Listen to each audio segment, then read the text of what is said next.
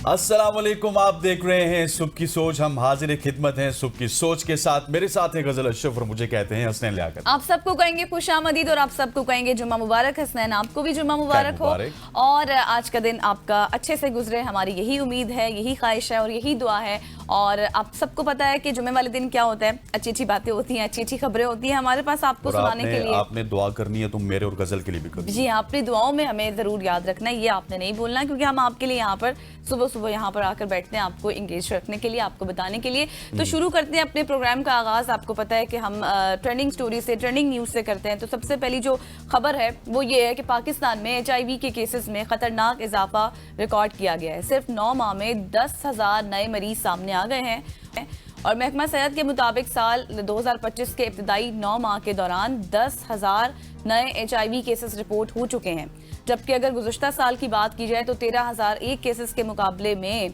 तशवीशनाक इजाफा हुआ है। और अगर यही रुझान बरकरार रहा तो साल के इख्तिताम तक ये तादाद 14,000 तक पहुंच जाएगी। और माहिरीन ये बताते हैं कि नए केसेस ज़्यादातर उन अफराद में सामने आए हैं जिन्होंने सफ़र, सर्जरी या फिर हंगामी तिबी हालात में लाजमी HIV टेस्ट करवाया। और रिपोर्ट ये भी बता रही है कि ये बीमारी अब सिर्फ मखसूस हाई रिस्क ग्रुप्स तक महदूद नहीं रही, बल्कि खानदानों में भी फैल चुकी है, माओं और बच्चों में भी फैल रही है। और वजारत सेहत ये भी बता रहा है कि मुल्क में HIV एक खामोश वबा की शक्ल इख्तियार करता जा रहा है और किसी हद तक कर भी चुका है। हुकाम ने तजवीज़ दी है कि फौरी तौर पर मौसर टेस्टिंग, बेहतर निगरानी और इन्फेक्शन कंट्रोल इकदाम किए जाएं ताकि इस बीमारी के फैलाव पर काबू पाया जा सके। बिल्कुल ऐसी है। और जिस तरह आपने HIV की बात की है, HIV में गजल हम सबको भी केयर करनी पड़ती है। HIV एक ऐसी बीमारी है जो हमारी केयर ना करने की वजह से हमें लगती है। मुआशरे में हम बहुत सारी ऐसी चीज़ें देखते हैं, जिस तरह से आप अगर बार्बर शॉप में चले जाएंगे, आप ब्राइडल वो जो जहाँ पे तैयार होती है, मेकअप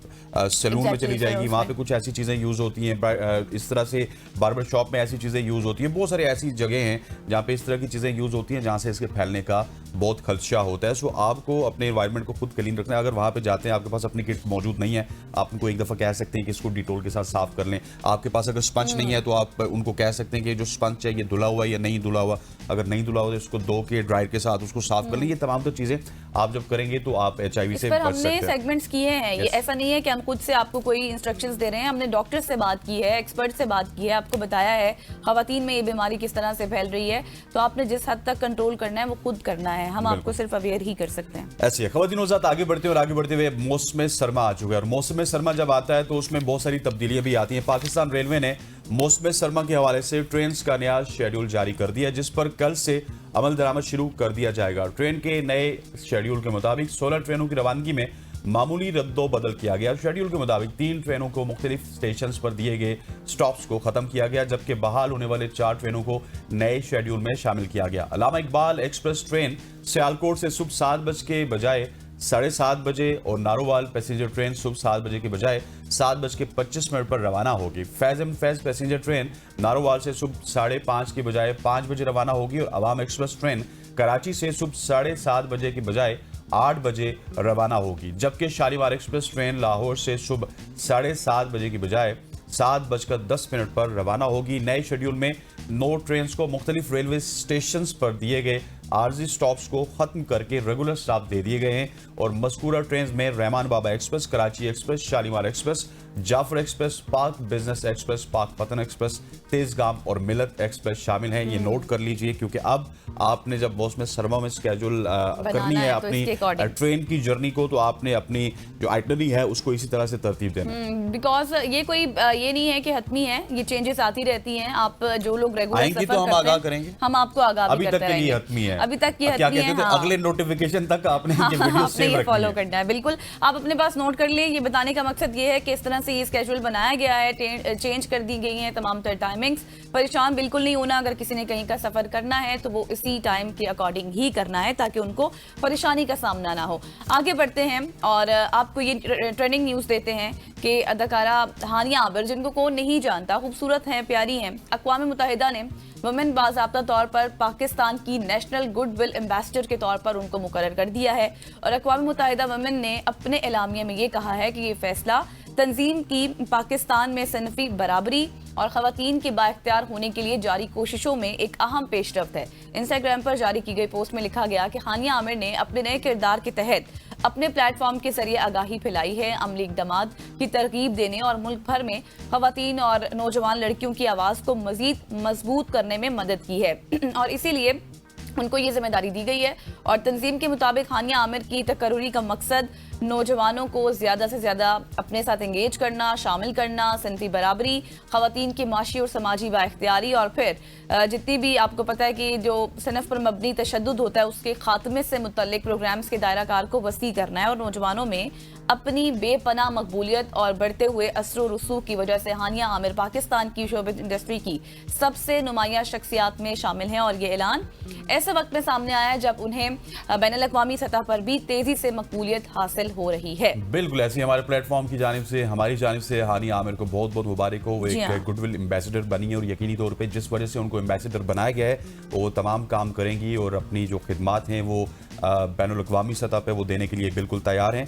हानिया आप इस प्लेटफॉर्म पे भी ग्रो करती रहिए क्योंकि एक्टिंग तो आप बहुत अच्छी करती हैं। आप देखते हैं कि आप ख़वातीन के हवाले से क्या कुछ काम करती हैं। अच्छा, इसमें एक चीज़ भी ऐड कर लें, ये मुनीबा मज़ारी के बाद सेकंड पाकिस्तानी हैं जिनको ये एजाज़ दिया गया है। बिल्कुल ऐसे ख़वातीन के साथ आगे बढ़ते हुए आपको एक ऐसी खबर बताते हैं जिसको सुनकर आप थोड़े से हैरान जरूर होंगे। अक्सर हमने सुना है कि खूबसूरत और दिलजेब फूलों को उनकी दिलफरेब खुशबू की वजह से पसंद किया जाता है, ताहम कुछ पौधे ऐसे भी होते हैं जो खुशबू के बजाय इंतहाई नागवार या फिर बदबूदार सी उनकी स्मेल होती है और जर्मनी में एक ऐसे ही बदबूदार फूलनुमा नायाब पौधे की चोरी कर ली गई है जिसकी खबर ने सोशल मीडिया पर कोहराम बरपा कर दिया। वो इतना बदबूदार था और ये एक ऐसा पौधा है जिसका फूल खिले तो पूरा शहर नाक पकड़ लेता है। इस सिलसिले में गुज़श्ता दिनों जर्मनी में रोमबर्ग गार्डन के अमले पर मामूल की जानिब से जांच पड़ताल के दौरान ये इंकशाफ हुआ कि उनका कीमती पौधा डेविड जो तकरीबन 60 पाउंड वजनी है अपनी जगह से गायब हो चुका है, यानी उसे चोरी कर लिया गया। और जर्मनी की मकामी पुलिस इन चोरों को हिरासत में लेने के लिए मुख्तलिफ कार्रवाइयाँ भी कर रही है जिन्होंने दुनिया के सबसे बदबूदार फूल के पौधे को बाग से उखाड़ा है। अगर इस पौधे के साइज की बात की जाए तो इसका कद कई फीट तक लंबा है और देखने में इसका पूरा पौधा ही उसका फूल होता है। और एक रिपोर्ट के मुताबिक दुनिया भर में इसके तकरीबन 1000 पौधे ही बाकी रह चुके हैं और इस पौधे का फूल सिर्फ 24 घंटे तक खिलता है। और दिलचस्प बात यह है कि बदबूदार फूल का पौधा डेविड आखिरी बार साल 2021 में खिला था, लिहाजा अब इसके दोबारा खिलने का वक्त करीब था। चोरों ने इसे इस मकाम से गायब कर दिया और इसी वजह से तशवीश भी है कि अब उसके फलने फूलने का वक्त है और अगर वो कहीं फूल गया तो पूरा शहर ही कहीं लेकिन पकड़ना आसान हो जाएगा ना, जब खिलेगा तो जाहिर बदबूदार लेकिन क्या पता कि जिन्होंने चुराया उनका मकसद ये हो कि एक जगह पे जाके छोड़ दें और वो वहां पे खिले और पूरा शहर बदबूदार हो जाए। लेकिन जैसे आपने बताया ना कि सारा शहर नाक पकड़ लेता है, तो मुझे लगता है जहां पर भी इस पौधे को चुरा कर फेंका गया होगा जैसे ये खिलेगा लेकिन डैमेज हो जाएगा, ये भी हो नाक सबको पकड़नी पड़ेगी। नाक फिर भी आपको वो ये चाहते कि उससे पहले हम पकड़ लें और उसको वहीं पे पहुंचा दें, उसी जगह पे पहुंचा दें जहां पे उसका मस्कन था। और वो लेकिन ये महंगा भी बहुत है, आपने बताया ना, क्योंकि कई सालों में सिर्फ एक बार खिलता है। लास्ट बार 2021 में खिला था, बदबूदार भी है। वैसे एक एंड से देखा जाए तो बदबूदार है तो ठीक है, चोरी हो गया, बात खत्म हो गई, लेकिन नहीं, महंगा भी है। डेविड इसका नाम है, आपने याद रखना है। डेविड जिसके पास भी है वो ये खबर हमारी ज़ाहिर सुनेगा तो उसको पता चल जाएगा क्या, अगर उसको उर्दू आती हुई तो हाँ, ट्रांसलेट भी कर लेगा ना हमारे उसको।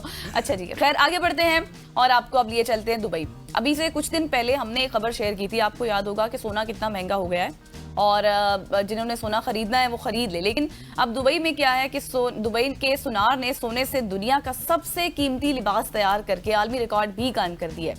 गैर मुल्की मीडिया रिपोर्ट्स के मुताबिक 21 कैरेट सोने से तैयार करदा उस लिबास की तैयारी में 1270 ग्राम से जायद यानी कि 44.8 ऑन्स सोना इस्तेमाल हुआ है और इस लिबास में एक ताज और बालियां भी शामिल की गई हैं।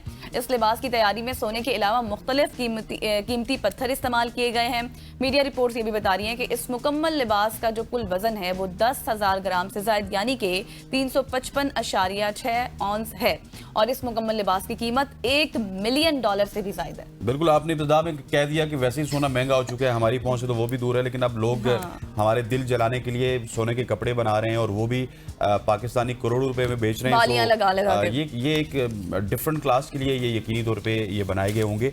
लेकिन जहां तक सोने की बात है, बिल्कुल मैं गजल से एग्री करूंगा कि सोना इस वक्त हमारी पहुंच से बहुत दूर है। खवातीन के साथ आगे बढ़ते हुए एक आपको जबरदस्त सी खबर बताते हैं, आज की बेहतरीन खबर बताते हैं और ये सुन के आप सब हैरान हो जाएंगे। अच्छा। मेंढक जिसको आप पानी और खुश्की में पाए जाने वाला एक ऐसा जानवर आप समझते हैं जो दुनिया के कई हिस्सों में पाया जाता है और जो मुख्तलिफ रंगों का भी होता है, जिसमें कुछ जहरीले भी अकसाम शामिल हैं। लेकिन जो बायो के तालिब इल्म है ना, वो इसको तो बखूबी जानते हैं, क्योंकि वो इसी का ऑपरेशन करके पहले इसका ऑपरेशन करते फिर डॉक्टर बनते। लेकिन आपको एक ऐसे मेंढक के बारे में जानकर हैरानगी होगी जो सर्दियों के मौसम में बर्फ में तब्दील हो जाता है। एक मेंढक है जो कि खुद बर्फ बन जाता है। लकड़ी की तरह नजर आने वाले इस मेंढक की सबसे नुमाया खुसूसियत यह है कि इसकी आंखों पर स्याह हल्के हैं, जिसके बारे में कहा जाता है कि वो मास्क की तरह लगता है। सर्दियों के मौसम में मेंढक जमकर खुद को मौसम के मुताबिक डाल लेता है। अच्छा। और इस दौरान मेंढक की सांसें भी रुक जाती हैं और साथ ही उसका दिल धड़कना भी बंद हो जाता है। इस मेंढक का जिस्म एक खास एंटी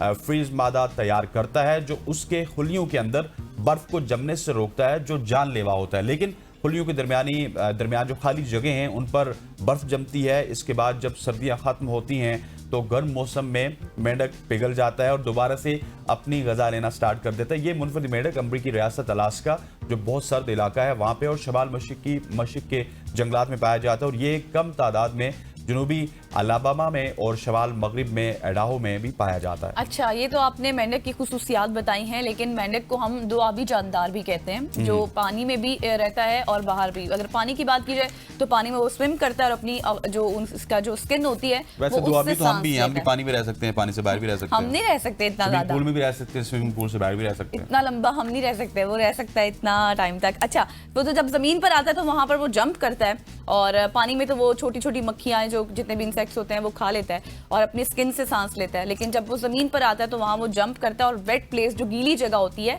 वो उस जगह की तलाश में रहता है ताकि जो है ना उसकी स्किन ड्राई ना हो जाए। तो ये कुछ खुसूसियात हैं मेंढक के हवाले से जो हमने आपके साथ शेयर की हैं और ये करना भी ज़रूरी थी, क्योंकि मेंढक की अब जो तादाद जिस तरह से आप बता रहे थे कि वो भी कम होती जा रही है ऐसे इलाकों में। आगे चलते हैं, आपको गुजरात लिए चलते हैं, जहां पर गुजरात के सरकारी कॉलेज की इमारत पर वज़ीर आला पंजाब मरियम नवाज शरीफ साहिबा की तस्वीर वाला झंडा लगाने पर कॉलेज प्रिंसिपल को शो कॉज नोटिस जारी कर दिया गया। गवर्नमेंट ग्रेजुएट कॉलेज खारिया की इमारत पर वज़ीर आला पंजाब मरियम नवाज की तस्वीर वाला झंडा लगाया गया था, जिसकी वीडियो इंटरनेट पर वायरल हो गई और डायरेक्टर कॉलेज शेब आशिक भट्ट की जानिब से कॉलेज प्रिंसिपल को जारी शो कॉज नोटिस में कहा गया कि कॉलेज की इमारत पर वज़ीर आला पंजाब की तस्वीर वाला झंडा जो आपने लगाया है वो मुजाहिद अथॉरिटी की इजाजत के बगैर लगाया है, जिस वजह से ये शो कॉज नोटिस के मुताबिक ये अमल गफलत और बद इंतजामी के जुमरे में आता है और शो कॉज नोटिस के बाद कॉलेज की इमारत पर से परचम को हटवा दिया गया। बिल्कुल ऐसे इसको कहते हैं शाह से ज्यादा शाह के वफादार। ना मरियम नवाज को पता है, ना ही ईडीओ साहब को पता है, लेकिन प्रिंसिपल साहब ने कहा नहीं, मैं मरियम नवाज का झंडा अपने स्कूल की छत के ऊपर लगाऊंगा। और उसके ऊपर सर्जनिश भी हुई है, मुअत्तली भी हुई है। और अगर ये कुछ मामला और ज्यादा आगे गर्म होता हुआ हमें नजर आता तो उनकी शायद नौकरी भी जा सकती थी। सो इस तरह से आपको बिल्कुल नहीं करना पता नहीं है। हाँ, शाह से ज्यादा शाह का वफादार पाकिस्तान में हर शख्स बनता है, लेकिन आपने जब भी बनना है तो आप कानून के दायरे में रह के बने, किसी से पूछ के इजाजत लेके बने। ख़वातीन और हज़रात, ये थी आज की हमारी सोशल स्टोरीज। यहाँ पे वक्त हुआ चाहता है एक शॉर्ट ब्रेक का, ब्रेक लेते हैं, वापस आते हैं, हमारे साथ रहिएगा।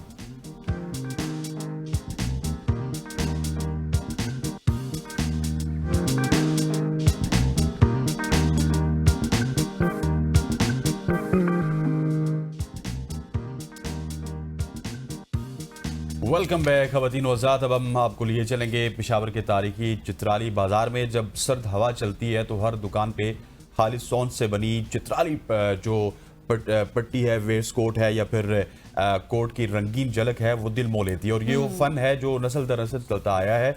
और खूबसूरत जो ये दीदा ज़ेब लिबास है, सिर्फ मलबूस नहीं होते बल्कि एक कहानी है पख्तून कारीगरी की। आज की इस रिपोर्ट में हम आपको लिए चलेंगे और इसी बाजार की गलियों में जहां से मुनफरिद लिबास ना सिर्फ खैबर पख्तूनख्वा बल्कि पंजाब, मुल्क के दूसरे हिस्सों और यहाँ तक के खलीजी और यूरोपीय ममालिक तक पसंद किए जाते हैं। और हम अब देखेंगे फयाज खान की रिपोर्ट, तो देखिए। आपको पेशावर के तारीखी और सकाफती बाजार चतराली बाजार लाया हूँ, क्योंकि यहाँ पर चतराली जो की पट्टी और इसके अलावा जो दीगर अशिया जो हमारी सकाफत है, हुसन चतराल की सकाफत है, वो तैयार की जाती है। ये पट्टियाँ, रोटी और दीगर जो अशिया है किस तरह तैयार की जाती है, आज मैं आपको ये दिखाऊंगा। इस वक्त मैं चतराली बाजार में मौजूद हूँ। आइए आपको जो है इसकी बाजार के हवाले से थोड़ी सी तारीख बताते हैं और इसके साथ साथ उन लोगों से मिलवाते हैं जो ये चीज़ें तैयार करते हैं। ये मेरे वालिद साहब हैं, इनका 45-50 साल से इधर काम कर रहे हैं। जब मैं आया हूँ इधर बाजार की तारीख तो मेरे जितना ख्याल है कायम पाकिस्तान से 1 साल पुरानी की तारीख है, तब से ये बाजार शुरू है। और ये एक तरह से वाहिद बाजार है जहाँ आपको पकोल, वास्कट हो ये सब वूल में मिलेगा, वूलन क्वालिटी में।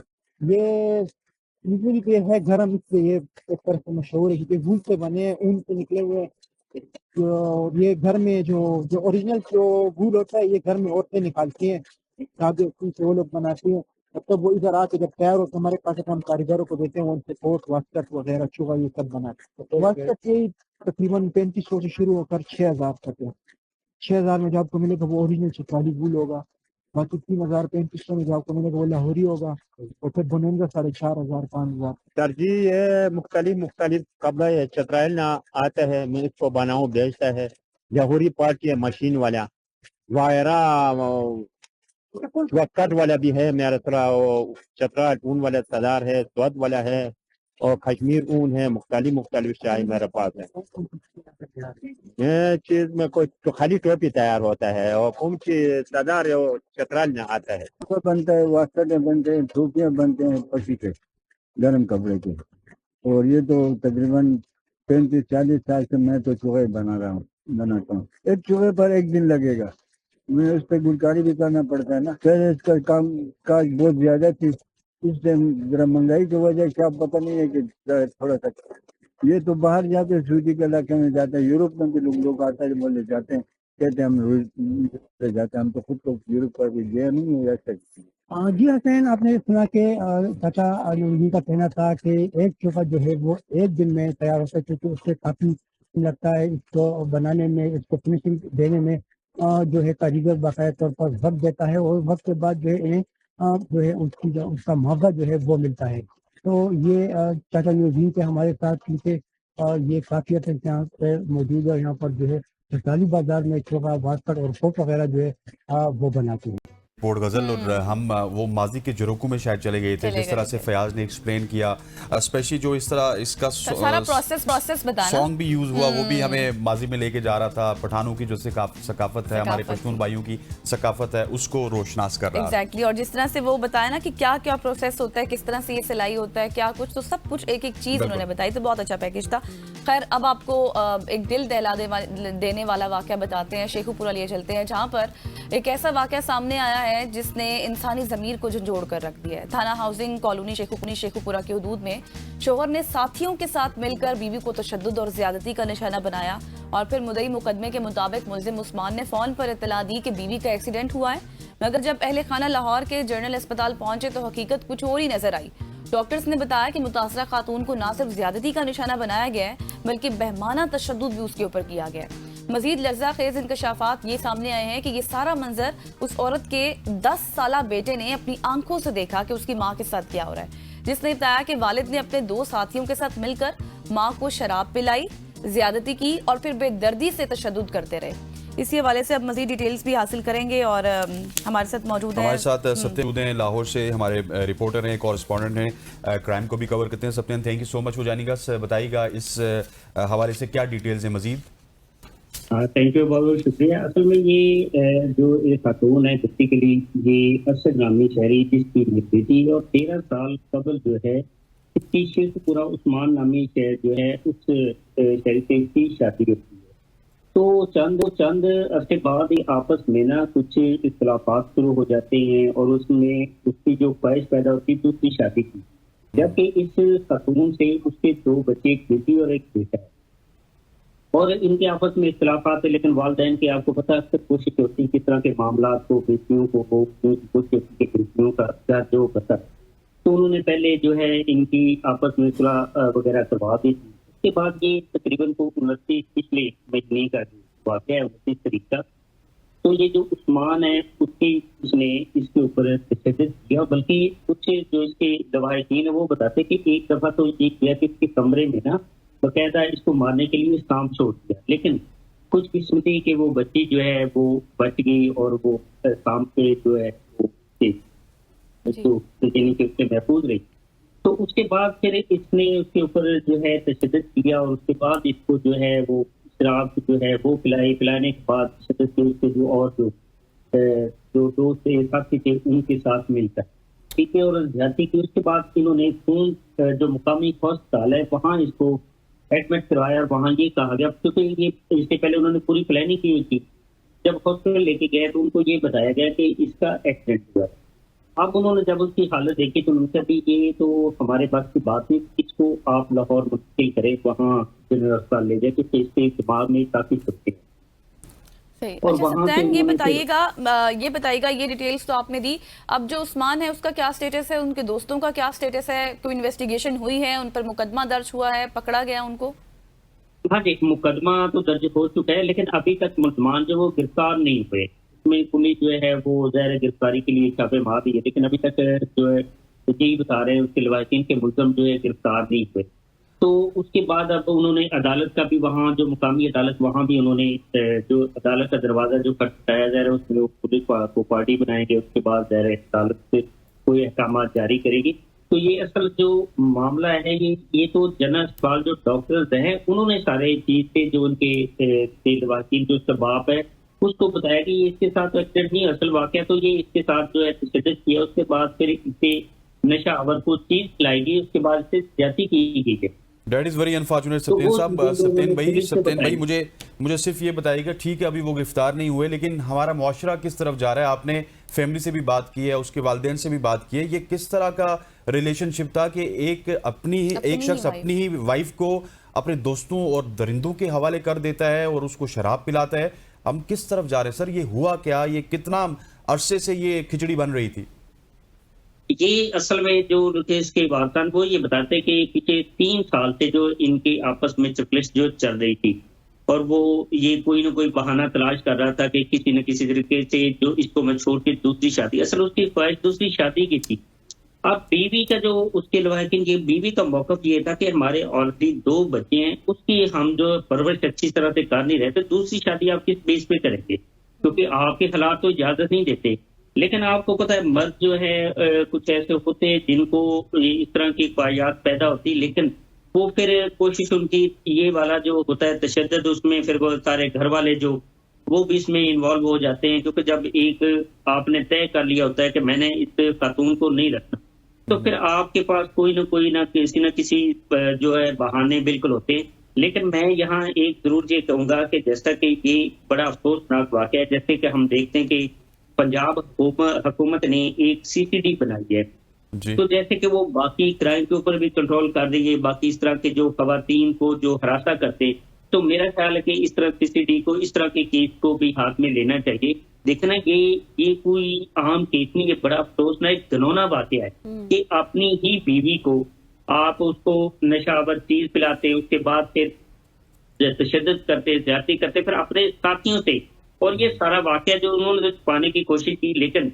ये जो बच्चा है इसका, उस्मान का जो बच्चा है 10 साल, असल में उसने सारे हकायक से पर्दा उठाया। उसने अपनी जो है नानी उसको बताया, और उसने अपने नानी जी को बताया कि असल में जो उस्मान है, जो उसका बाप था, उसने तशद्दुद किया, और उसके साथ उनके जो 2 बाकी साथी थे उनसे भी तशद्दुद करवाया। उसके बाद फिर ये सारा अमल जो है ज्यादती वाला जो इन्होंने किया, तो उसके बाद जो है इसके बच्ची जो है इसके लवाकिन ने जो पुलिस की तरफ गए, वहां मुकदमा तो दर्ज हो चुका है, लेकिन अफसोस है कि अभी तक मुलजम गिरफ्तार नहीं हुए। तो यहाँ से पुलिस के ऊपर भी जो सवाल तो उठते हैं। सही, बिल्कुल आप सही कह रहे हैं। पुलिस की भी इसमें थोड़ी सी गफलत नजर आ रही है कि अभी तक मुल्जिमान को गिरफ्तार क्यों नहीं किया गया। क्या वो इतने बासर थे कि अभी तक उनकी इतनी स्ट्रांग पोजीशन है, बैकग्राउंड भी है? दूसरा, मुझे सप्तान ये बताएगा कि जो बच्चा है 10 साल का, घर में वैसे ही मामूली सी लड़ाई हो जाए तो बच्चे इतने इफेक्ट हो जाते हैं।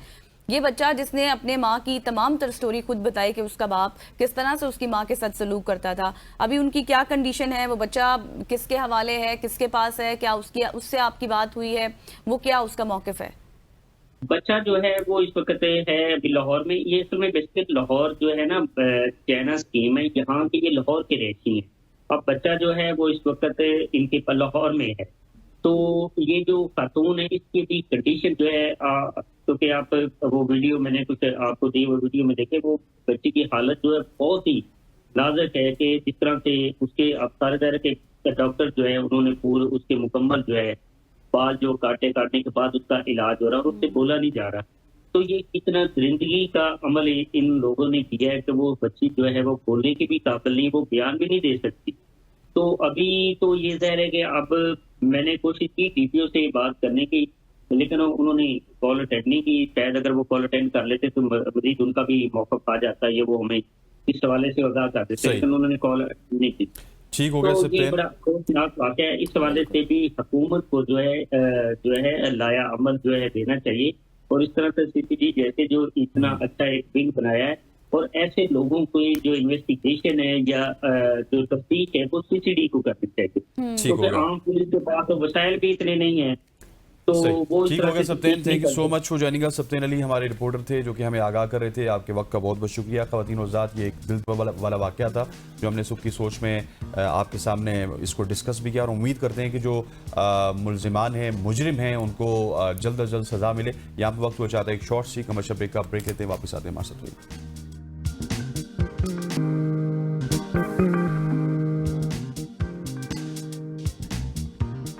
Welcome back after the break. और अब बात कर लेंगे पाक अफगान सरहद पर जो कशीदगी इस वक्त जारी है उस हवाले से, क्योंकि खित्ते में अमन एक बार फिर खतरे में है। वज़ीर आज़म शहबाज शरीफ ने कहा है कि अफगानिस्तान से पाकिस्तान पर हालिया हमला भारत की शरक पर किया गया है। भारत की आप ये कह लें कि इस तरह से जिस तरह से हाँ उनकी वजह से किया गया। हाँ, जब ये हमला हुआ तो अफगान वज़ीर ख़ारजा दिल्ली में मौजूद थे, और अफगान हुकूमत अगर संजीदा है तो सीज़ फायर के मामले को आगे बढ़ाए। महज वक्त हासिल करने के लिए सिर्फ सीज़ फायर मंजूर नहीं होगा। और फिर वज़ीर आज़म ने यह भी कहा कि अफगानिस्तान के साथ जायज़ शराइत पर बातचीत के लिए भी तैयार है। इस बात का मतलब फिर यही है कि जहां एक तरफ पाकिस्तान अपनी दिफाई हुदूद का तहफ़्फ़ुज़ कर रहा है तो दूसरी तरफ सिफारती रास्ता भी खुला रखना चाहता है। अब सवाल मेरा ये है कि क्या दोनों ममालिक अपने ताल्लुकात को कोई नई समत पर लेकर जा रहे हैं जहां सलामती के साथ इस्तेहकाम भी मुमकिन हो? इसी पर आज हम बात करेंगे। बिल्कुल ऐसे ही हमारे साथ डॉक्टर जमील अहमद साहब, फॉर्मर एम्बेसडर हैं, नज़र रखते हैं बैनुल-अक़वामी उमूर पे। जमील साहब, थैंक यू सो मच हो जाने का। सबसे पहले अफगानिस्तान के मामले को लेके इस वक्त पाकिस्तान में बड़ी बहस हो रही है। आप क्योंकि तारीख भी जानते हैं, और हमने तो एक अजीब सा यहाँ पे तारीख पढ़ाई है कि अफगानिस्तान को कभी शिकस्त नहीं हुई, हम उनके साथ जंग में नहीं जा सकते, मुज़ाकरात ही इसका हल है। लेकिन सर, अफगानिस्तान की जानिब से भी कुछ गलतियाँ हो रही हैं, और वो जो हमारे साथ उनकी एक कई सौ किलोमीटर की सरहद है, उसको शायद वो अपनी जगह समझते हैं। जब मर्जी हो वो पाकिस्तान में आना चाहते हैं, यहाँ पे ट्रेड करना चाहते हैं, यहाँ पे बिजनेस करना चाहते हैं। उनका मौक़िफ़ ये है कि हमसे आप वीज़ा शीज़ा ना लें तो तब जाके हम कार्रवाइयाँ ख़त्म करेंगे। ये कब तक ऐसा चलेगा सर? अरे ऑब्वियसली दो मुख्तलिफ कंट्रीज़ हैं, वीज़ा कैसे फ्री किया जा सकता है वो तो खैर दूसरी बात हो गई, साइड की बात हो गई। लेकिन बात यह है कि 2600 किलोमीटर का जो ड्यूरल लाइन है, ये तो एक इंटरनेशनल बाउंड्री के तौर पर तकरीबन इसको भी लिया जाता है। तो लिहाजा अब इस बात पर नेशनलिज्म का एक फीलिंग उभारना तालिबान एडमिनिस्ट्रेशन की तरफ से, पख्तून और बाकी चीज़ें, क्योंकि तालिबान ठीक है क्योंकि एक नेशन को रिप्रेजेंट करते हैं, वहाँ और बहुत सारी नेशंस हैं, और इस लिहाज से ये ऑल इंक्लूसिव जो उन्होंने वादा किया था दोहा एग्रीमेंट में, उस वादे के पे को इफा नहीं किया। यही दोहा एग्रीमेंट सिक्योरिटी काउंसिल के इजलास में भी अप्रूव हुआ था सितंबर 2021 में। और ये जो टोटल 44 मिलियन की पॉपुलेशन है, उसमें सिर्फ 38% है पश्तून, 24% तो उज़्बेक्स हैं, और उसके 12% तुर्कमेन है, इसी तरह दूसरे लोग हैं। तो ये ऑल इंक्लूसिव गवर्नमेंट भी नहीं है, जिसकी वजह से कुछ दुश्वारियां पैदा हो रही हैं, और ये नेशनलिज्म की फीलिंग को बढ़ाने में कोई फ़ायदा किसी का नहीं है, तालिबान का भी नहीं है। लेकिन अगली बात कर लेते हैं इससे कि ये कॉन्फ्लिक्ट हम तो नहीं चाहते थे, ये झगड़ा हम तो नहीं चाहते थे। जब हमारे लोग शहीद होना शुरू हुए, यके बाद दीगरे होना शुरू हुए, हमारे फौजी अफसरान शहीद होना शुरू हुए और रोज़ाना शहीद होना शुरू हुए, तो फिर पानी सर के ऊपर से गुजर गया और पाकिस्तान के पास कोई ऑप्शन नहीं था। पाकिस्तान ने अपना इंटरनेशनल लीगल राइट इस्तेमाल किया है, जो कि यूनाइटेड नेशन चार्टर के आर्टिकल 1 और आर्टिकल 2 के जो 4 के मुताबिक है और 51 के मुताबिक है। तो जब उन्होंने आधी रात को अफगान तालिबान ने हमला किया, हाँ, काबुल की बात जहाँ तक करते हैं वो बहरहाल हमारे भी फॉरेन ऑफिस ने तो उसको तस्दीक नहीं की है, लेकिन बहरहाल उनके पास उनको अगर उनके ठिकाने काबुल में है और काबुल से प्लानिंग होकर पाकिस्तान पर अगर पाकिस्तान पर हमले किए जाते हैं और उसकी तस्दीक शुदा अगर इंफॉर्मेशन पाकिस्तान के पास है तो वो पाकिस्तान उसके पीछे गया होगा।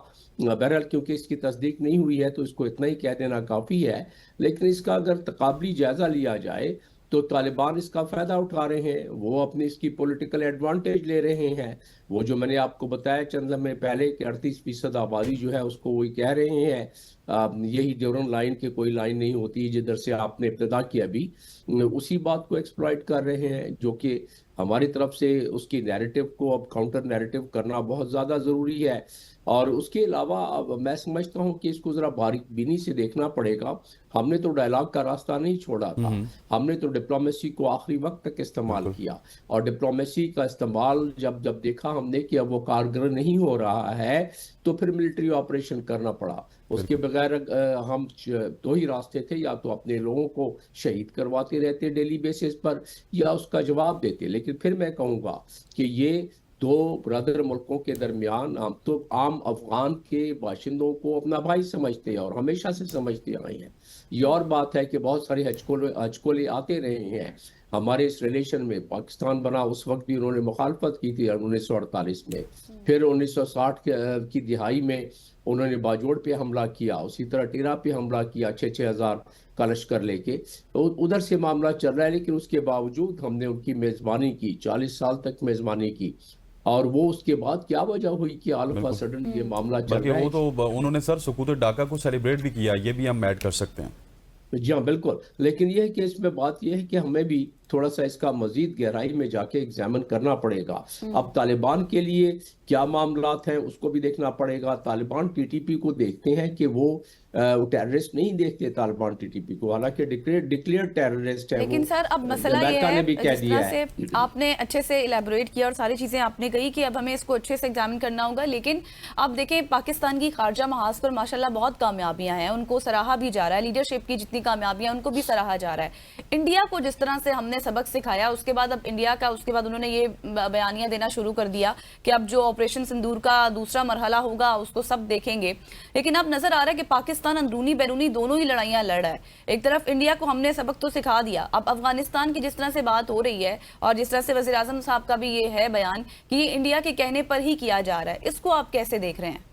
जी हाँ, ये बाय चॉइस नहीं है, ये हमारी मजबूरी है कि हम ये कर रहे हैं। और यकीनन ये तो रिपोर्टेड चीज़ें हैं कि इंडिया का सबसे ज़्यादा बजट इस वक्त अफगानिस्तान की सरजमीन पर खर्च हो रहा है, ताकि वहाँ से वो सरजमीन इस्तेमाल करके पाकिस्तान के ख़िलाफ़ टीटीपी को और बाकी वहाँ के जो ग्रुप्स हैं टेररिस्ट ग्रुप उनको पाकिस्तान के ख़िलाफ़ ऑपरेशन में लगाया जाए, जो वो कर रहे हैं। हमने तो देखें 2021 से लेके अभी तक 60% हमारे टेररिज्म में इजाफा हुआ है, और ये तालिबान हुकूमत के आने के बाद इजाफा हुआ है। तो इसको हम किससे कहें?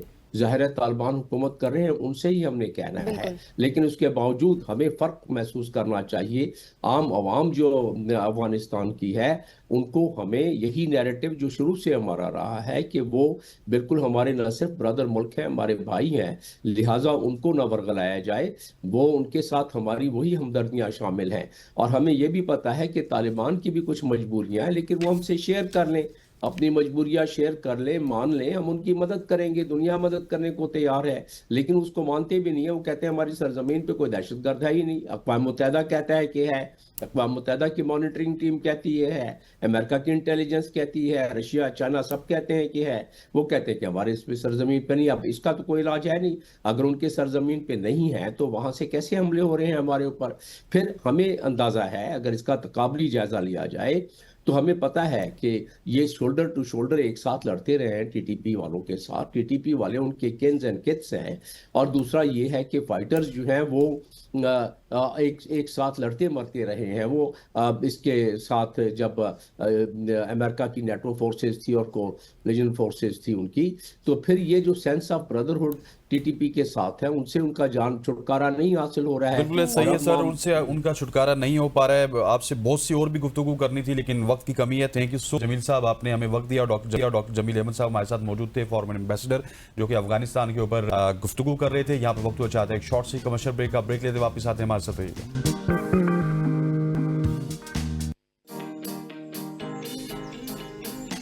Welcome back after the break. और अब हम बात करेंगे लाहौर के एक नौजवान लड़के की जिसने जमीन से नहीं बल्कि आसमान से आगे देखने का ख्वाब देखा और उसे सच कर दिखाया। ये हैं हसन मोहसिन, वो पाकिस्तानी जिन्होंने अपने हौसले, इल्म और जुनून से खला की दुनिया में पाकिस्तान का नाम रोशन किया है।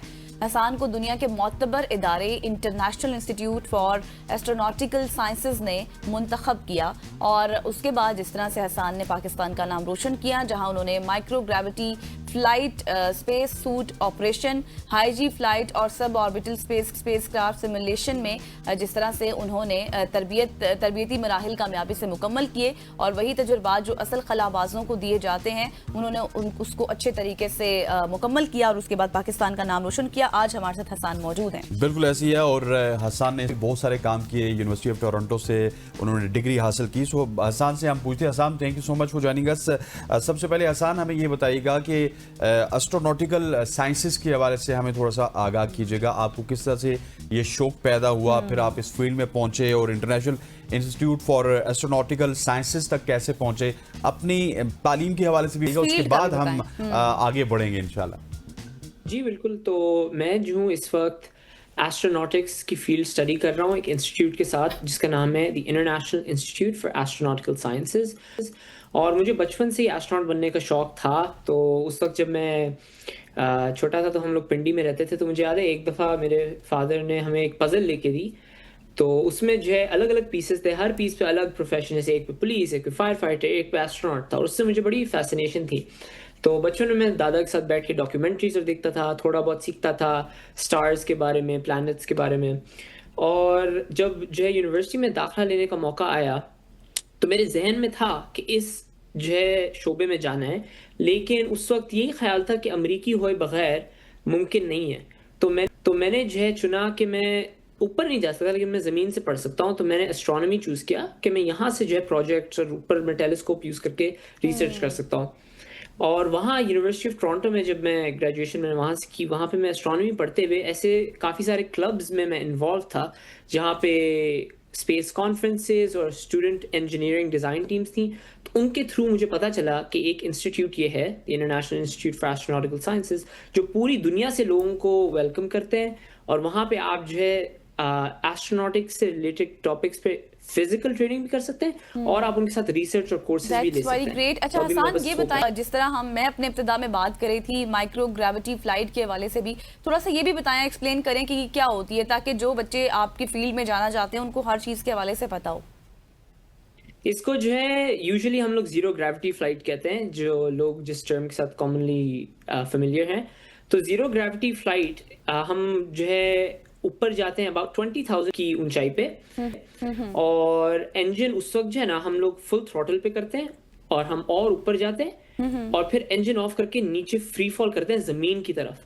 तो उसमें आपको अबाउट 20 सेकंड्स मिलते हैं। उन 20 सेकंड्स में आप बेवजनी फील करते हैं, आप अपनी सीट से उठना शुरू हो जाता है, सब कुछ उड़ना शुरू हो जाता है और आप एक्चुअली वेटलेस होते हैं, आपको जीरो ग्रेविटी फील होती है। और उन 20 सेकंड्स के अंदर आप एक्सपेरिमेंट्स कर सकते हैं, जो भी फिजिक्स, बायोलॉजी, जिस भी फील्ड से रिलेटेड।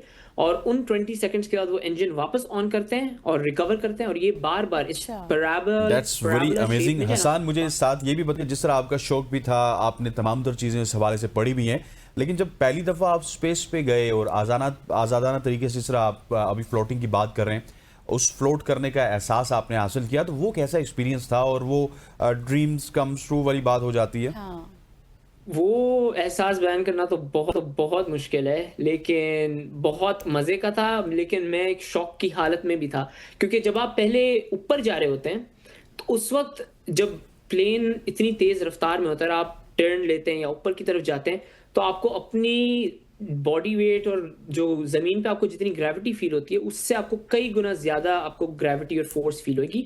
तो उस वक्त सांस लेना इंतहाई मुश्किल हो जाता है और आपको जो है बहुत मतलब अपने आप को कंट्रोल करना पड़ता है ताकि आप सांस ले सकें और आपको प्रेशर फील कम हो, वरना आप अपनी सीट में दब जाते हैं। फिर जब एकदम झटके से आप जीरो ग्रेविटी में जाते हैं तो आप एकदम से उठते हैं और इतना सडन होता है वो कि मुझे तो बहुत शॉक लगा। मैं मतलब अपने दोस्तों को देख रहा था, हर चीज़ उड़ना शुरू हो गई। तो 1-2 सेकंड पहले मेरे हाथ कांप रहे थे और आपको बहुत लाइट फ्लफी सी फीलिंग आती है। उसके बाद आपको रियलाइज होता है अच्छा अब वाकई में जीरो ग्रेविटी में हूँ। और मैंने पहले से सोचा हुआ था कि मैं जो हूँ झंडा उतार के उड़ाऊंगा, तो फौरन मैंने जो अपने कंधे से झंडा उतारा और उसको मैंने छोड़ा तो वो भी मेरे सामने तैरना शुरू हो गया हवा में। तो वो भी जो है बहुत फख्र का लम्हा था। और उसके बाद फिर आदत हो जाती है, उसके बाद आपको समझ आ जाता है कि आप कोई चीज छोड़ेंगे तो यहाँ ही आपके सामने रहेगी, बिल्कुल। ग्रेविटी की वजह से नहीं नीचे अच्छा हसन, गिरेगी। मैंने आपकी यही तो वाली लेकिन वीडियो बहुत भी ही- देखी थी जिसमें आप अपने शोल्डर से पाकिस्तान का झंडा उतार के ऐसे हवा में Yes. उड़ा रहे थे और फिर उसको, ये बहुत अमेजिंग एक्सपीरियंस है। मेरा भी दिल करता है कि मैं भी करूं, लेकिन अभी फिलहाल के लिए आप मुझे ये बताएं कि इस तरह की तरबियत के लिए आप खुद को कैसे प्रिपेयर करते हैं, मेंटली भी और फिजिकली भी? जी बिल्कुल, ये जो है काफ़ी फिजिकली इंटेंसिव होता है, बहुत आपकी बॉडी पे प्रेशर आता है, और मेंटली भी जो है ना, कई लम्हे ऐसे होते हैं कि आपको खौफ लगता है। जब आप फ्लाइट ऐसी कर रहे हो तो आपको खौफ लगता है कि आप 20 सेकंड के लिए इंजन ऑफ करके ज़मीन की तरफ गिर रहे हैं, लेकिन ये सारा जो है तब मुमकिन है जब आप पहले से बहुत रिहर्स कर चुके हो, हर चीज़ पहले से, हर एक डिटेल, हर एक सेकंड पहले से कोरियोग्राफ्ड होता है। हर चीज़ हम लोग ज़मीन पे चाहे ना पहले 3-4 रिहर्सल्स करते हैं कि हर बंदे ने क्या क्या, हर प्रॉब्लम में क्या चीज़ें उड़ानी है, क्या मूवमेंट होएगी, आपने हाथ, अगर इवन हाथ एक जगह पे एक्सटेंड करना है तो वो भी पहले से रिहर्स्ड होता है। उसके बाद आप प्लेन के अंदर ज़मीन पे 3-4 रिहर्सल्स करते हैं, और इन सारे प्रोसेस के दौरान आप जो है वाइट बोर्ड पे हमें क्लासरूम में बिठा के प्लेन के बारे में टेक्निकल डिटेल्स भी बताई जाती हैं, ताकि हमें पता हो कि अगर कुछ मसला हो तो हम खुद भी हैंडल कर पाएं। इतनी प्रेपरेशन होती है कि उसके बाद आप फुल रेडी फील करते हैं, और सिर्फ ये थियोरेटिकल नहीं बल्कि फिजिकली भी हमें ब्रीदिंग मैनूवर सिखाए जाते हैं। तो एक जो है, जो मैंने बताया कि हाई जी में आपको ऐसा लगता है आप अपनी सीट में दब जाते हैं और आपके सीने पे वजन आता है, तो उसमें हम सीखते हैं एंटी जी स्ट्रेनिंग मैनूवर, AGSM।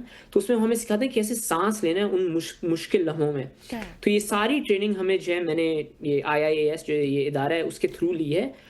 और वो अच्छा सारा हसन, rehearsal साथ के में through मुझे आप कीजिएगा कि अगर माइक्रो ग्रेविटी की बात की जाए तो इस पर तहकीक हकीकी जो खलाबाज हैं, जो इंटरनेशनल स्पेस स्टेशन या फिर मुस्तकबिल के चांद और मरीख मिशंस पर काम कर रहे हैं, उनके लिए किस तरह से ये हेल्पफुल साबित हो सकती है? बिल्कुल, ये तो जो अभी जैसे लॉन्ग ड्यूरेशन मिशंस अभी भेजना चाह रहे हैं, तो लेट्स से नासा अभी जैसे आर्टेमिस प्रोग्राम के अंडर मार्स पे भेजना चाह रहे हैं, और आगे अब हम जितनी एडवांसमेंट्स करेंगे, हमें जो है सस्टेनेबल स्पेस इकोसिस्टम चाहिए। अगर हमने चांद पे जाके रिहाइश डेवलप करनी है तो हमें ऐसी एडवांस्ड बॉटनी चाहिए कि हम वहाँ जाके पौधे सही से उगा सकें, और हमारे पास, हमें पता हो कि जीरो ग्रेविटी में क्या क्या चीज़ें चेंज होंगी। तो ये जो माइक्रो ग्रेविटी फ्लाइट है, it's basically a test bed, ये एक रिसर्च लैब है बेसिकली। तो उन 20 सेकंड्स में आप फुली टेस्ट कर सकते हैं। लेट्स से आप जो है एक अंडा क्रैक करें और आप देखें कि जीरो ग्रेविटी में अंडा जो है पूरा इधर उधर मतलब बिखर जाता है। जो फ्री फ्लोट करेगा, या फिर वो एक स्फेरिकल बॉल शेप में रहेगा। कैसी छोटी छोटी चीजें, तो इसकी एक बहुत अच्छी मिसाल तो बल्कि प्रोटीन क्रिस्टल्स है। तो ये एक बायोलॉजी और केमिस्ट्री की मिसाल है कि जब हम जमीन पे होते हैं तो जब भी आप कोई प्रोटीन क्रिस्टल जो है मेडिसिन के लिए बना रहे होते हैं तो नीचे की तरफ क्रिस्टल्स ग्रो होते हैं, लेकिन स्पेस में क्योंकि या जीरो ग्रेविटी में अगर आप क्रिस्टल डेवलप कर रहे हैं तो हर डायरेक्शन में जाते हैं, तो देर मच प्योर, बहुत बेहतर होते हैं। तो ये आप सारी चीजें तभी आइडेंटिफाई कर सकते हैं जब जीरो ग्रेविटी में एक्सपेरिमेंट्स करें, और फिर ये आपको तैयार करेगा कि आप ये सारे फिर क्रिस्टल्स और सारा कुछ आप भेज सकें चांद या मार्स बिल्कुल या आप, अच्छा लॉन्ग मिशन प्रोफाइल्स पे। हसन मुझे ये भी बताएगा कि अब पाकिस्तानी बच्चों की बात की जाए तो किस तरह से वो एस्ट्रोनॉमी की तालीम हासिल कर सकते हैं या फिर इस तरह के मंसूबों में शामिल हो सकते हैं जिनको ये बहुत मुश्किल लगता है?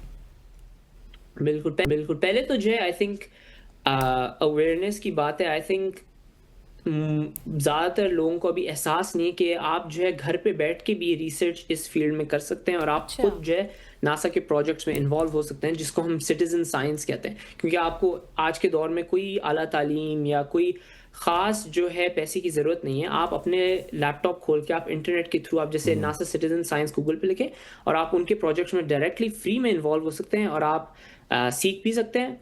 और साथ में अगर आपको जैसे मेरी तरह आपको IAS और इन इदारों के साथ ट्रेनिंग करने का दिल है, तो उसके लिए फिर जो है वो चाहते हैं कि आप थोड़ी फिजिकल चीज़ें भी दिखाएं, कि आप स्कूबा डाइविंग एक्सपीरियंस हो, क्योंकि वो एस्ट्रोनॉट्स के लिए बहुत ज़रूरी है। क्योंकि उसमें आप जो है अपनी फ्लोटेशन कंट्रोल कर सकते हैं। आपके पास एक जैकेट होती है जिसमें आपने जो आपकी बैक पे गैस का टैंक होता है, आप उसको यूज़ करके इन्फ्लेट कर सकते हैं या डिफ्लेट कर सकते हैं। Okay. तो आप पानी के अंदर वेटलेस होंगे, आपको वजन फील नहीं होएगा, और आप एस्ट्रोनॉट की तरह मूव कर सकते हैं अपने हाथ पैर से। और थोड़ा बहुत आप एविएशन के बारे में सीखें कि प्लेन्स के बारे में, क्योंकि जो स्पेसक्राफ्ट का ऑपरेशन होता है, स्पेसक्राफ्ट का जो इंजन और डिज़ाइन होता है वो एयरक्राफ्ट की बेस पे बना होता है। तो अगर आप एक को समझेंगे तो आप दूसरे को समझ पाएंगे। फिर साथ में जो है आप एटमॉस्फेरिक फिजिक्स और इन सारे शोबों में भी थोड़ा थोड़ा अगर आप सीखें तो आपको डबल IAS। अच्छा हसन, मुझे लास्ट भी बताइएगा कि अभी इस तरह की खबरें हमने भी रिपोर्ट की थी कि अमेरिका ने नासा की फंडिंग को रोक दिया है, तो क्या इसका असर आपकी तहकीक या काम पे भी पड़ सकता है? हाँ, हम लोग नासा से इंडोर्स हैं, जो मेरा इदारा है, लेकिन हम डायरेक्टली नासा फंडिंग के अंडर नहीं है। हम एक्चुअली एक नॉन प्रॉफिट ऑर्गेनाइजेशन है और हम अपनी फंडिंग और प्रोड्यूस करते हैं सारे कोर्सेज के लिए, और हमारी जो सारी रिसर्च है वो सारी कमर्शियल और प्राइवेट सेक्टर के साथ है। तो नासा की अब जो फंडिंग कम करने की ये लोग कोशिश कर रहे हैं उसमें सिर्फ पब्लिक सर्वेंट्स इफेक्ट होंगे, लेकिन जो प्राइवेट कंपनीज हैं, let's say SpaceX, blue origin, virgin galactic, ये सारी बड़ी कंपनीज, ये सारी प्राइवेटली फंडेड है और एक्चुअली अदर वे अराउंड इनको बहुत फ़ायदा होएगा। इनकी जो है कमर्शियल स्पेस इंडस्ट्री ज़्यादा बढ़ेगी, इनका बिजनेस बढ़ेगा। तो आई थिंक अभी कमर्शियल स्पेस इंडस्ट्री में एंटर होने के लिए अच्छा वक्त है, और पाकिस्तान भी जो है इसमें इस तरह प्राइवेट कंपनीज भी डेवलप कर सकता है। और जहाँ पे मेरे इंस्टीट्यूट का ताल्लुक है, हम यहाँ पे रिसर्च और सीख सकते हैं ताकि हम वापस पाकिस्तान में अप्लाई कर सकें। तो आई थिंक रिसर्च और प्राइवेट सेक्टर को इफेक्ट नहीं होगा, लेकिन पब्लिक सर्वेंट्स में डेफिनेटली फंडिंग कम होने के इम्कानात हैं। Hasan, thank you so much for joining us. Hasan Mohsin हमारे साथ मौजूद थे। Keep shining, keep growing. इसी तरह से आप मजीद अचीवमेंट्स भी हासिल करें और फिर सुबह की सोच का हिस्सा बने। यहाँ पर लेंगे एक शॉर्ट सी ब्रेक, वापस आएंगे स्टे विद अस।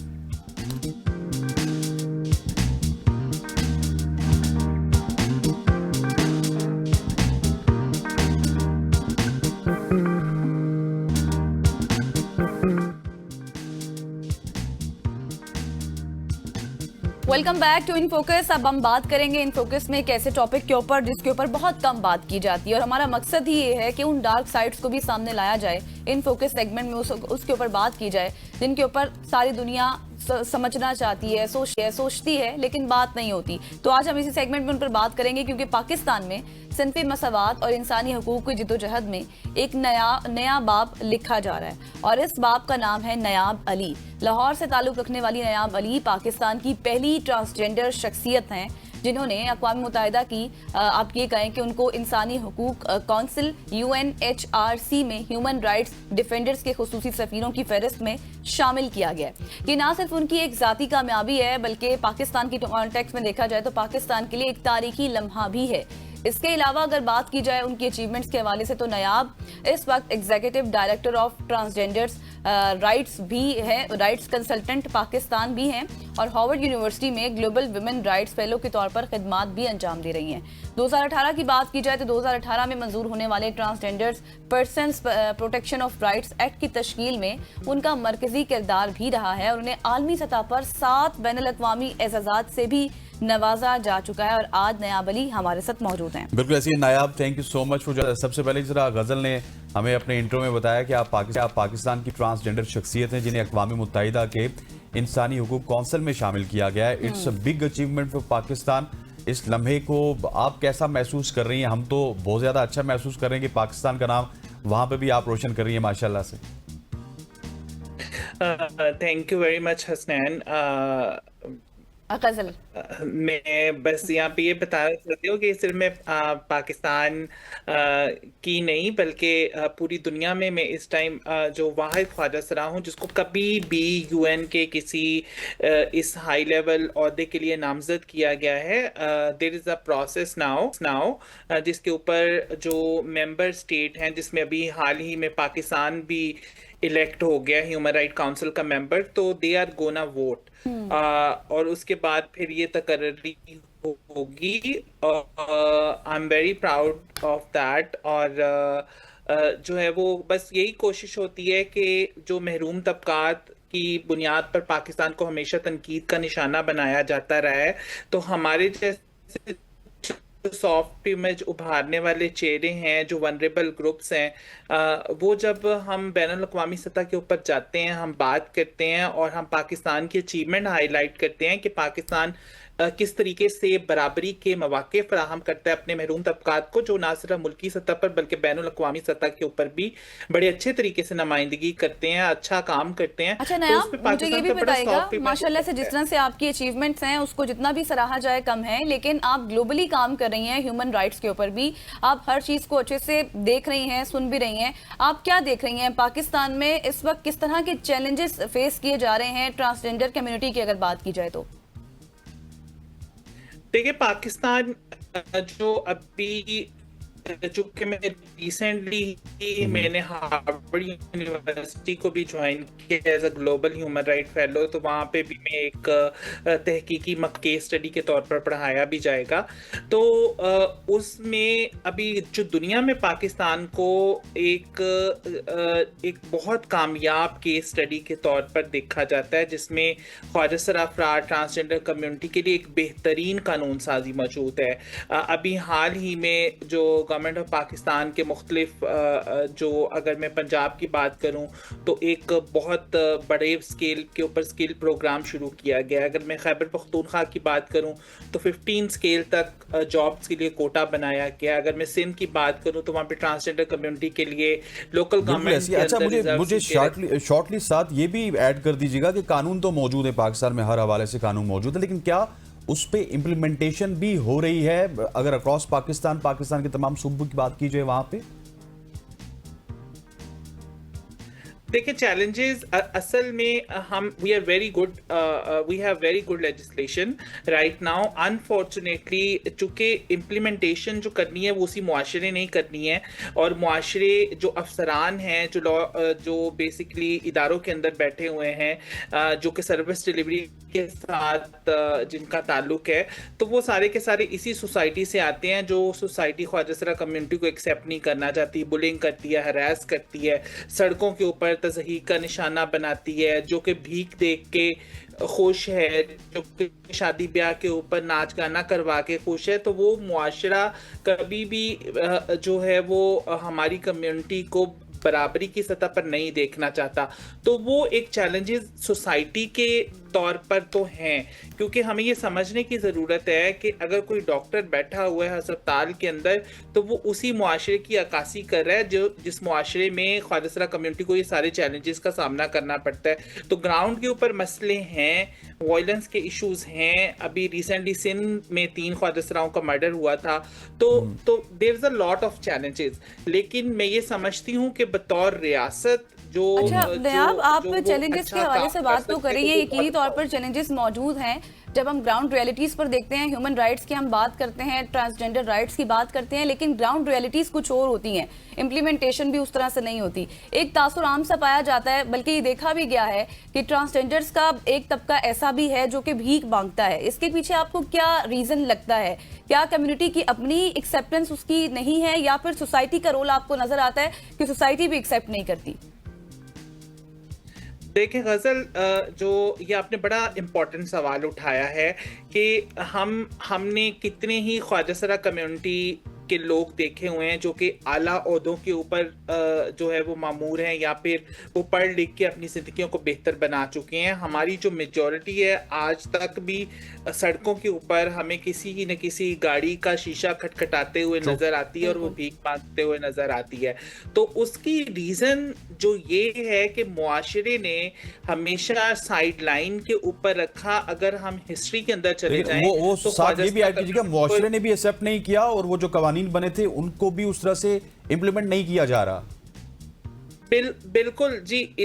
उसके पीछे मैं अभी हालिया फैक्ट जो पाकिस्तान के अंदर मैं बताती चलूं तो कुछ इस तरह की जजमेंट अभी हाल ही में आई थी, जिसकी वजह से आर्जी तौर पर ट्रांसजेंडर राइट्स एक्ट के ऊपर इम्प्लीमेंटेशन रोक दी गई। नादरा ने 2023 में 6 महीने के लिए ट्रांसजेंडर कम्युनिटी के शनाख्ती कार्ड बनाना उन्होंने बंद कर दिए। और फिर जो कुछ ऐसे गवर्नमेंट के प्रोजेक्ट्स थे, जिस तरीके से ट्रांसजेंडर प्रोटेक्शन सेंटर था इस्लामाबाद के अंदर, वो भी अनफॉर्चुनेटली वो बंद हो गया। तो देखिए, मसला ये जो वायलेंस का या डिस्क्रिमिनेशन का या तासुबी रवैये का जो मसला है वो एक दिन का मसला नहीं है। तो जिसकी वजह से आज भी ख्वाजा कम्युनिटी साइडलाइन के ऊपर है। अनाउंसमेंट हो हो जाती हैं लेकिन समटाइम आपको नहीं लगता नायाब कि कुछ ट्रांसजेंडर्स ऐसे भी हैं जिन्होंने अपने राइट्स को एक गलत तरीके से भी प्रमोट करना शुरू कर दिया? हमने देखा कि वो फेक आइडेंटिटीज को क्लेम करना शुरू कर देते हैं, फिर उसके बाद कुछ ऐसी भी होती है कि सोशल मीडिया पर इस तरह की वीडियोस वायरल कर देते हैं जिसमें ओवर ड्रामेटिक सी सूरत हाल पैदा हो जाती है। ये भी एक फैक्टर है। बिल्कुल ऐसी है। नायाब, आप हमें सुन पा रही हैं? देखिए, मैं ये समझती हूँ कि जो इस तरह के ये जी मैं बिल्कुल सुन पाने जिन वीडियो का रेफरेंस दिया, तो बिल्कुल कुछ ऐसे अनासर होते हैं जो कि इस तरह के इंसिडेंट हमारे सामने गाहे बगाहे आते हैं, जो कि नहीं होने चाहिए, जो कि गैर अखलाकी होते हैं। लेकिन द रीज़न इज कि अल्टरनेटिव जो है वो ट्रांसजेंडर कम्युनिटी या ख्वाजा अफराद के पास है क्या? अगर हम बेसिक जो एक फाउंडेशन है वो हम स्ट्रॉन्ग करने की बात करेंगे, सोशली प्रोटेक्ट करने की बात करेंगे, इसमें ये काम भी तो हम कर सकते हैं कि अगर माशरे में एक्सेप्टेंस आ जाए नायाब, तो हम जिस तरह से एक इक्वालिटी की बुनियाद पे मर्द और ख़वातीन स्कूल जाती हैं, तालीम हासिल करती हैं, यूनिवर्सिटी जाती हैं, डिग्रीज हासिल करती हैं, सिर्फ माशरे की एक्सेप्टेबिलिटी का भी मसला है। और फिर साथ जो आपने पीछे नाइंसाफ़ियों की बात की, तो उसमें भी मैं आपका ये पॉइंट ऑफ व्यू लेना चाहता हूँ कि किस प्रोविंस में आपको सबसे ज़्यादा नाइंसाफ़ी होती हुई नज़र आती है?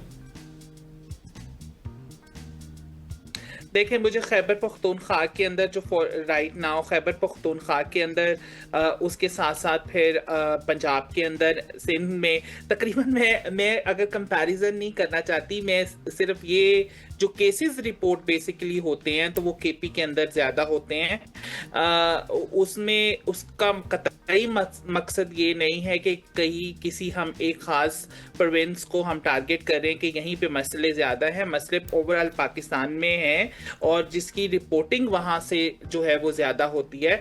तो जो है वो आपने बड़ी खूबसूरत हसनैन बात कही कि अगर हम बेसिक जो चीज़ें हैं, हम डिग्रीज और ये स्कूल्स और ये कॉलेजेस की अपॉर्चुनिटीज़ दे दें तो शायद जिंदगियां बेहतर हो सकें। हमें ये समझने जो बेसिक एक रूट कॉज है कि फैमिलीज की जो एक्सेप्टेंस है, वो माँ बाप जिन्होंने ख्वाजा सरा बच्चा जिनके घर पैदा हुआ है उसको अगर वो मुआशरे के हवाले ना करें और वो अपनी शफकत के अंदर रखें और उनको बेसिक स्कूलिंग कराएं, तो आज हम देखेंगे कि हमें सड़कों के ऊपर भिखारी नहीं, हमें इदारों के अंदर हमें नौकरियां करते हुए बाइज्जत तरीके से अपनी ज़िंदगी गुजारते हुए ख्वाजा सरा नजर आएंगे। तो काम हो रहा है, अच्छे तरीके से काम हो रहा है, लेकिन हमें बिल्कुल और improvement, room of improvement her time होता है, जिसके ऊपर हमें जरा ज्यादा बात करने की जरूरत है, हमें जरा ज्यादा काम करने की जरूरत है। बिल्कुल। अच्छा नायाब, ये बताएं कि आप क्या समझती हैं, कोई ऐसे चीदा निकात जो आप हाईलाइट करना चाहती हो, क्योंकि इस वक्त आपको सब सुन रहे हैं, गवर्नमेंट के एंड से भी क्या कुछ पॉसिबिलिटीज हो सकती हैं ताकि ट्रांसजेंडर कम्युनिटीज को हर तरह से सपोर्ट किया जाए, उनकी एक्सेप्टेंस भी हो सके? अच्छा, मेरी हमेशा जो गवर्नमेंट ऑफ पाकिस्तान से डिमांड रहती है, मैं कहती हूँ कि जो ट्रांसजेंडर राइट्स प्रोटेक्शन एक्ट 2018 के अंदर बना था, उसके रूल्स बने हैं। रूल्स जो सब सेक्शन 18 है वो ये कहता है कि हर इदारे ने, वो चाहे सूबाई है, चाहे वो विफाकी इदारा है गवर्नमेंट का, या वो ज़ैली इदारा है, उसने कम से कम एक ट्रांसजेंडर पर्सन को फौरी तौर पर नौकरी देनी है, उसको हायर करना है। और ये मैं चाहती हूँ, this is one of the biggest demand कि आप कम से कम ये नौकरियाँ देनी शुरू कर दें, जो कि आपका ऑब्लिगेशन है। दूसरे नंबर पे अगर कोई इदारा इसको हायर नहीं करता तो विफाकी मोतसब ने थ्रू ट्रांसजेंडर ग्रीवियंस कमिश्नर इन केसेस को हल करना है। अनफॉर्चुनेटली वो पोजीशन अभी तक उसको फिल नहीं किया गया है। फिर इसके बाद जो प्रोटेक्शन सेंटर, जो कि बेसिकली चूंकि हमने वायलेंस की एक पूरी वेव देखी है सोसाइटी के अंदर अगेंस्ट ट्रांसजेंडर कम्युनिटी, तो वो जो एक प्रोटेक्शन सेंटर था जो मिनिस्ट्री ऑफ ह्यूमन राइट्स ने इस्लामाबाद के अंदर बनाया था, वो अभी बहाल नहीं है। मैं चाहती हूँ कि इस तरह उसको भी बहाल करें और इस तरह के सेंटर्स पूरे पाकिस्तान में रेप्लिकेट करें। And also one last thing जो मैं डिमांड के तौर पर कहना चाहती हूँ, पंजाब ने एक बहुत अच्छा मॉडल इम्प्लीमेंट किया है। मैंने उसकी वो तहफ़्फ़ुज़ मरकज़ का एक मॉडल है। तहफ़्फ़ुज़ मरकज़ इज़ बेसिकली उसमें ट्रांसजेंडर्स को बतौर विक्टिम सपोर्ट ऑफिसर पुलिस के अंदर हायर किया। तो व्हेन आई वाज सर्विंग, मैं इस्लामाबाद वाला जो यूनिट था उसको हेड भी कर रही थी। तो अच्छा इस तरह नायाब, के मुझे जो मुझे तहफ़्फ़ुज़ मुझे सिर्फ ये मराकज़ हैं- बताइएगा आखिर में, मेरे पास वक्त थोड़ा सा कम है। आपने क्योंकि मुआशरे की भी बात की है, सोसाइटी की भी बात कर ली हमने, गवर्नमेंट की भी बात कर ली, अब थोड़ा सा हम इस्लाम के हवाले से बात कर लें। मुफ्तियान का, हमारे उलमा का कितना बड़ा रोल है ट्रांसजेंडर्स के हवाले से आगाही का, क्योंकि ट्रांसजेंडर्स की एक डिफरेंट नीड्स हैं, उन नीड्स को हम किस तरह से पूरा कर सकते हैं, उसके लिए हमें डेफिनेटली, हम एक मुस्लिम मुआशरे में रहते हैं तो इस्लाम को भी देखना पड़ेगा हर एस्पेक्ट इन जो हसनैन, मेरा तहकीकी काला है ना, जो मैं हार्वर्ड यूनिवर्सिटी के साथ कर रही हूँ, वो तहकीकी मकाला शरिया इंटरप्रिटेशन और जेंडर आइडेंटिटी के ऊपर है, जो ना सिर्फ पाकिस्तान को बल्कि जो है दूसरे मुस्लिम ममालिक और उनके पॉलिसी। बिल्कुल आप सही कह रहे हैं। हमारे मुफ्तियाने कराम और उलमा कराम, जिस तरह गामदी साहब हैं और बहुत से जय्यद उलमा हैं, मुफ्ती मुनीबुर रहमान साहब हैं, तो उनका बड़ा खूबसूरत और बड़ा सपोर्टिव रोल रहा है। डॉक्टर किबला अयाज साहब जो अभी साबिक आइडियोलॉजी काउंसिल के चेयरपर्सन रहे हैं और अभी जो सुप्रीम कोर्ट के शरीयत अपैलेट बेंच के ऊपर है, तो उनका बड़ा पॉजिटिव रोल रहा है। और मैं चाहती हूँ कि बजाय हम जो है वो एक इंसाइटिंग टू वायलेंस जो है उसके ऊपर बात करने की बजाय हम मजहबी इक़दार जो कि बराबरी, इंसाफ और रहम की जो हमें तलकीन करता है, उसके ऊपर अगर उलमा कराम बात करें तो वो मुआशरे के अंदर ना सिर्फ एक्सेप्टेंस, बराबरी, बल्कि एक बड़ा जो है वो कोहेसिव सोसाइटी का एक कॉन्सेप्ट हमें वो देगा। बिल्कुल। Thank you so much Nayab, thanks for being with us, thanks for your time. आप हमारे साथ मौजूद थी और तमाम तर जो एस्पेक्ट्स थे उसको हमने अवाम के सामने रखने की कोशिश की है। यकीनी तौर पर बहुत सी चीज़ें क्लियर भी हो गई होंगी। यहाँ पर लेंगे एक शॉर्ट सी ब्रेक, वापस आएंगे, स्टे विद अस।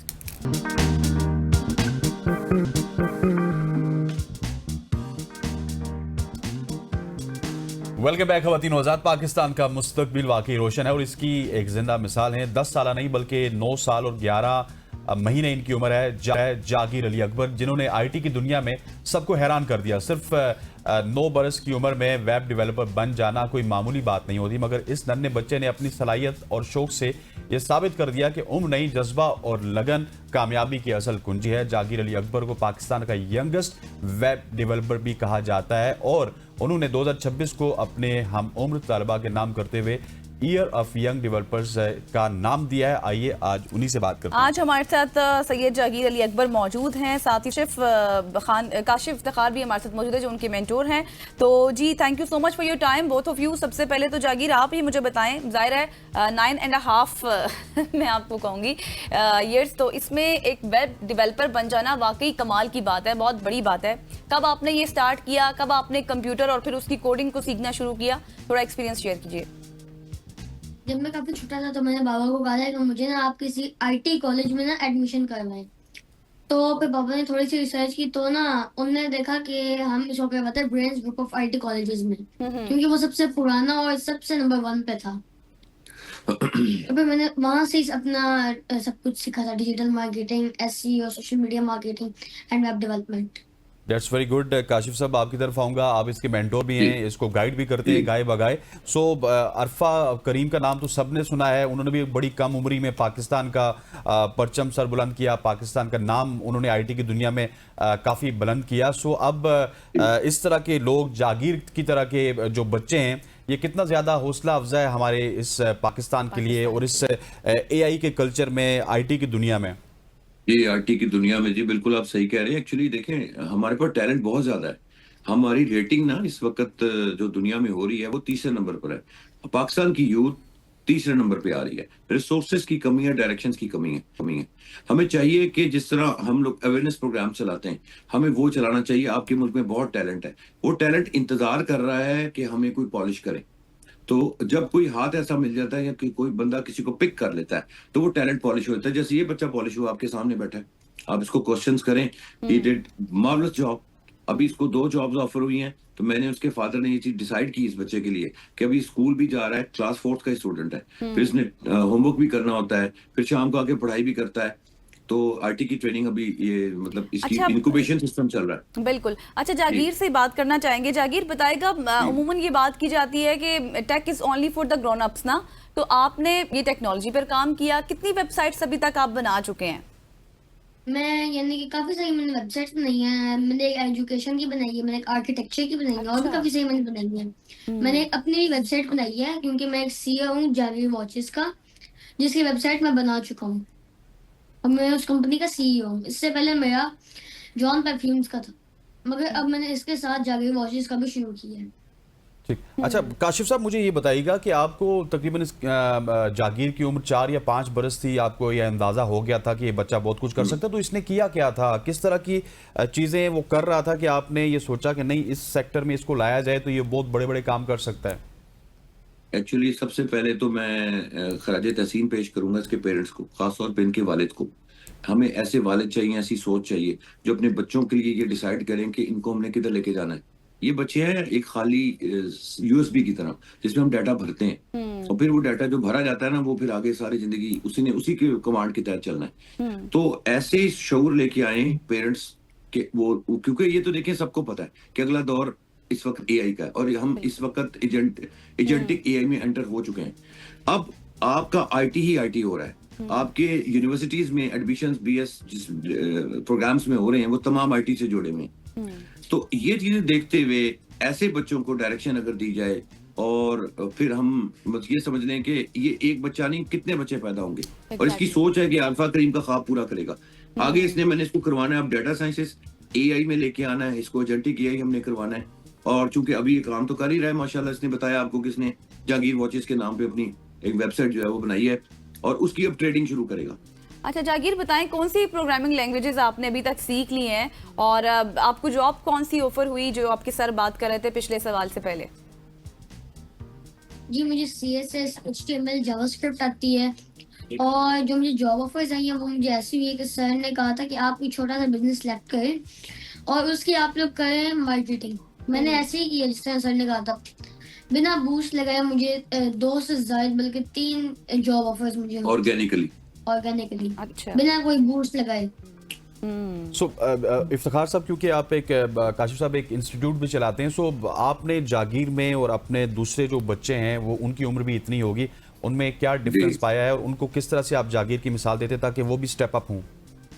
देखिए, आपने बहुत अच्छा और खूबसूरत सवाल किया। हमारे पास हर एज ग्रुप है, 60 साल का बंदा भी है, इसी की क्लास में बैठा हुआ है, और 50 साल के लोग भी हैं, 40 के भी हैं, ही इज द यंगेस्ट, और इस तरह के और बच्चे भी हैं। लेकिन यकीन करें कि वो बच्चे वो कोर्स कर रहे हैं जैसे कि आपके हो गए आईटी हो गया, ग्राफिक्स वगैरह हो गया, चल वो तो कर लेते हैं, लेकिन इसको जो हमने ट्रेन किया, जो इसमें इसने हमारे साथ दिया है, वो है डेवलपमेंट का, front end and back and. तो अब इस तरह मैं ये बताना चाह रहा हूँ कि एज ग्रुप कोई नहीं है स्किल्स में, कोई एज ग्रुप नहीं, कोई ठीक हो गया। काशिफ इफ्तिखार साहब आपका बहुत शुक्रिया, जागीर अली आपका बहुत शुक्रिया। कीप ग्रोइंग, इंशाल्लाह आपसे फिर मुलाकात होती है नौज़ाद। आज की सुबह की सोच से इतना ही। मुझे गजल अशरफ को और हमारी पूरी प्रोडक्शन टीम को मंडे तक के लिए इजाजत दीजिए। अल्लाह हाफ़िज़।